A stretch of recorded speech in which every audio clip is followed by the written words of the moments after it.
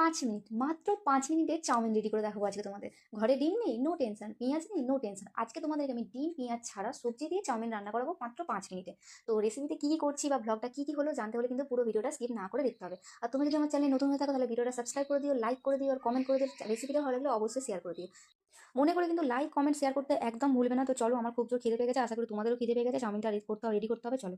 এখানে আমি আমার ঘরে যেই যে জিনিসগুলো ছিল আমি সেই সেই জিনিসগুলো নিয়ে নিচ্ছি। এর মধ্যে তোমাদের ঘরে যদি কোনো একটা জিনিস না থাকে তো কোনো অসুবিধা নেই, যেটা আছে সেটা দিয়েই করবে।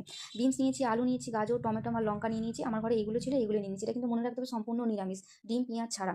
তো এখানে আমি দেখতে পাচ্ছি কড়াই নিয়ে নিয়েছি, মানে চাউমিনটা সেদ্ধ করতে দিয়েছি। বেশিক্ষণ সেদ্ধ করবে না, না হলে জড়িয়ে যায়, বেশি সেদ্ধ হলে জড়িয়ে যায় ব্যাপারটা। তো এখানে পরিমাণ মতো জল দিয়ে, আর এখানে কিছু কিছু জিনিস কিন্তু অ্যাড করতে একদমই ভুলবে না। সেটা হলো হলুদ।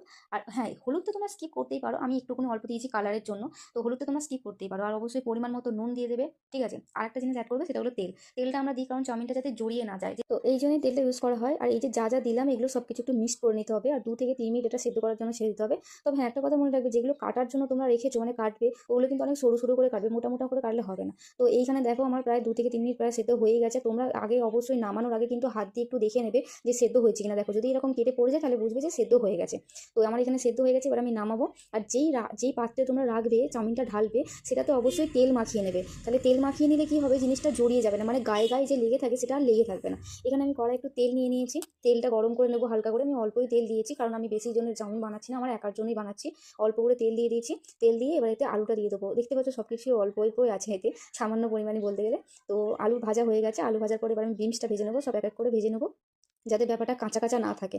এখানে বিমসটা দেখতে পাচ্ছি আমার ভাজা হয়ে গেছে। বিমসটা ভাজা হয়ে যাওয়ার পর এবার আমি দেবো গাজর। তো রান্নাটা আমার ভালোই লাগে, সত্যি কথা বলতে মাঝে মাঝে আসি এরকম রান্না করি, মাকে একটু একটু হেল্প করে দিই, সেখান থেকেই আমার এই টুকটাক রান্না শেখা। তো এখানে আমি টমেটোটা অ্যাড করে দিচ্ছি, টমেটোটা একটু নেড়ে নেবো, কারণ একদমই অল্প অল্পই সব কিছু ছিল, আলাদা আলাদা করে দুটো করিনি। তো এখানে বাকি যা কিছু ভেজে রেখেছিলাম আমি আগে থেকে, এগুলো সব দিয়ে দিচ্ছি। আর যে জিনিসটা কিন্তু মেন তোমরা দিতে ভুলবে না, সেটা হলো ম্যাগি মশলা, 5 টাকার ম্যাগি মশলা। অবশ্যই এটা দেবে, এটার জন্য চাউমিনের স্বাদটা